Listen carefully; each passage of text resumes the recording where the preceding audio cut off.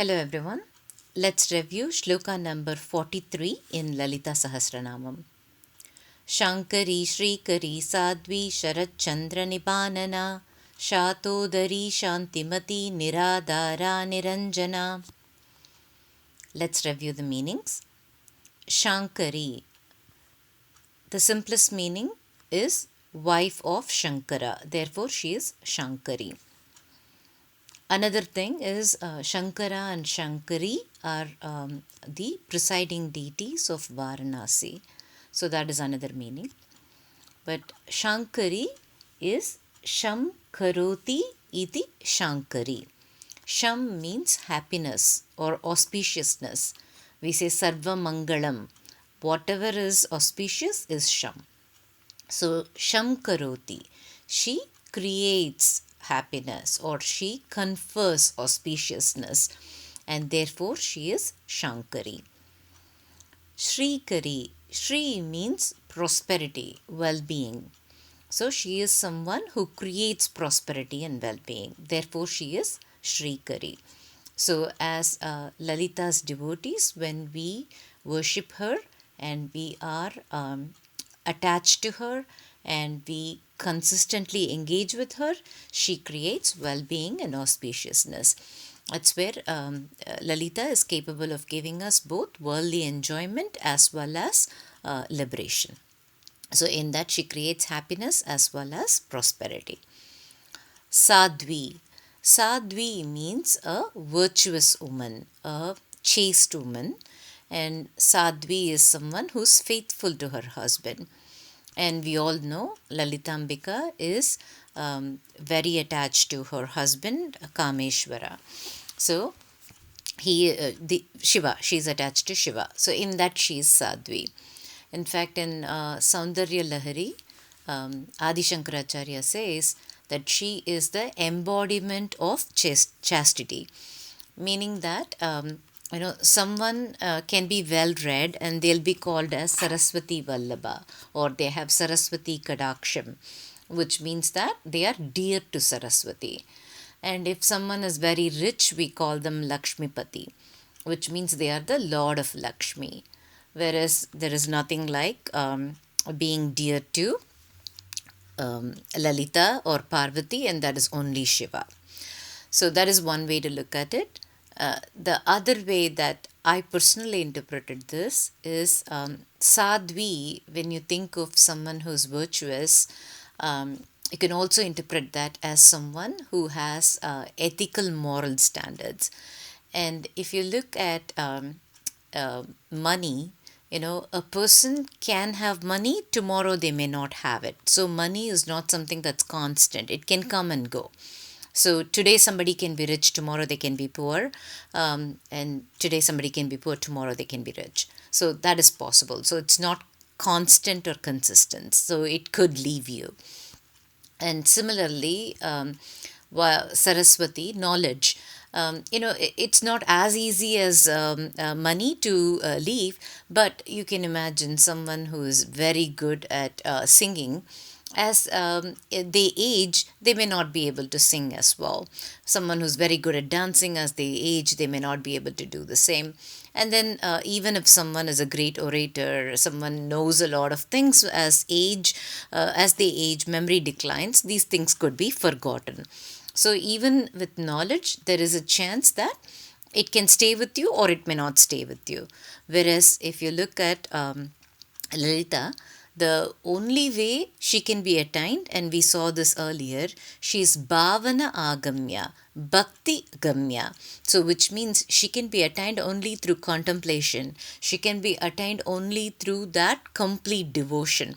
And when we focus on her with that complete devotion and we are constantly contemplating about Lalita, the change that's happening in us is organic. That means we are permanently changed. She brings about that transformation in us. So once we are changed permanently, then our attitude, that doesn't change. It doesn't become different. So in that, once we reach her or we are able to attain her, then she doesn't leave us at all. So in that she is Sādhvī, means she brings about a permanent change in us. So that is my way of looking at it. I just thought I'll share with you all. śarachchandranibhānanā. Sharad means autumn, and Chandra, as you all know, is moon. Nibha means similar, Anana means face. So that means someone whose face is like the autumn moon. So what's special about the autumn moon? Generally, it's said that the moon appears bigger and brighter in autumn. It is just the angle of the earth and where the moon is. That's how it appears. It's the same size all the time, but that's how it appears for all of us. But why is she called? Why is her face compared to the autumn moon? Which when the moon is big and bright, first and foremost, a moon is complete. A full moon is complete. śarachchandranibhānanā is a full moon. So the full moon is complete, and in the full moon's light, you can see better. So there is a white light which allows us to see better.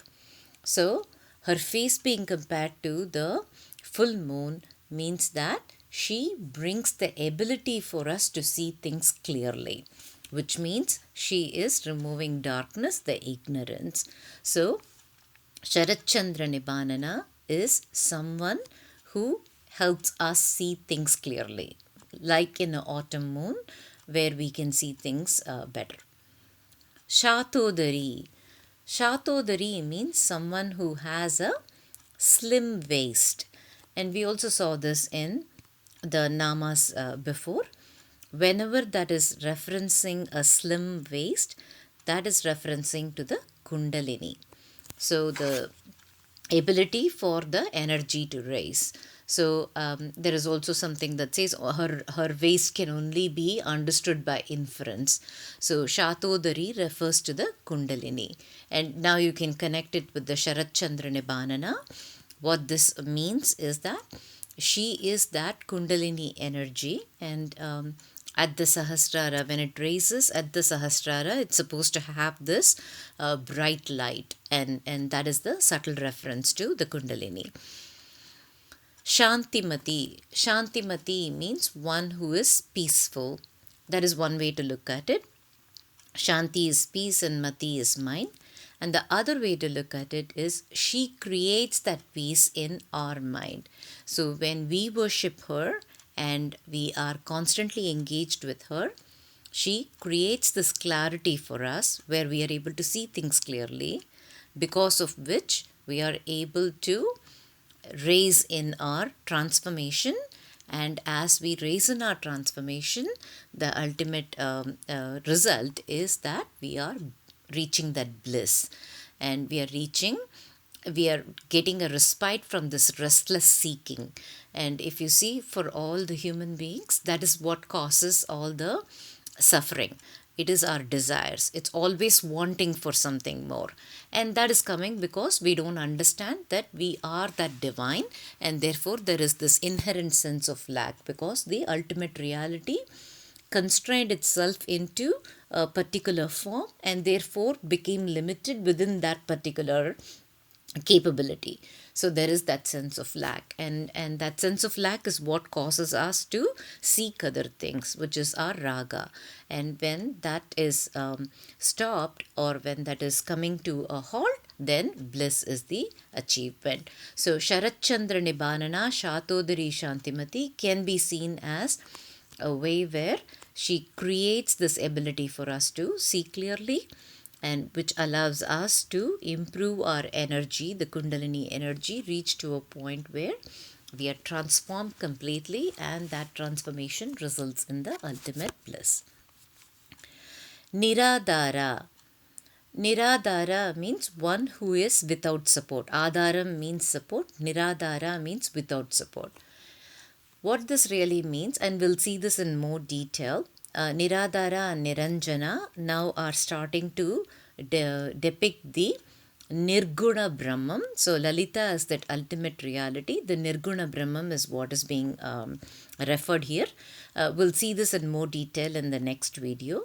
But right now, I'll just, for the sake of completeness, will finish these two namas as well.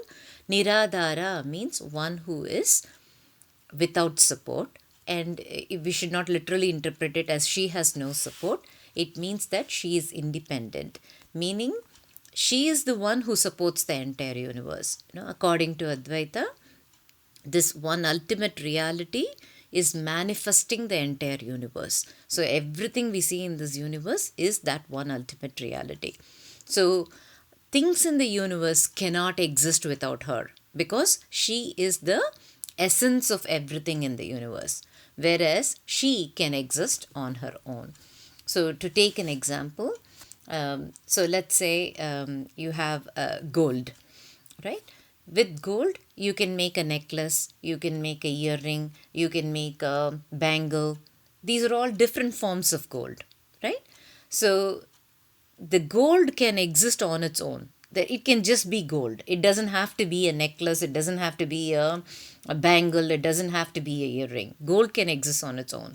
But without gold, you can't make a gold bangle or a gold earring or a gold necklace.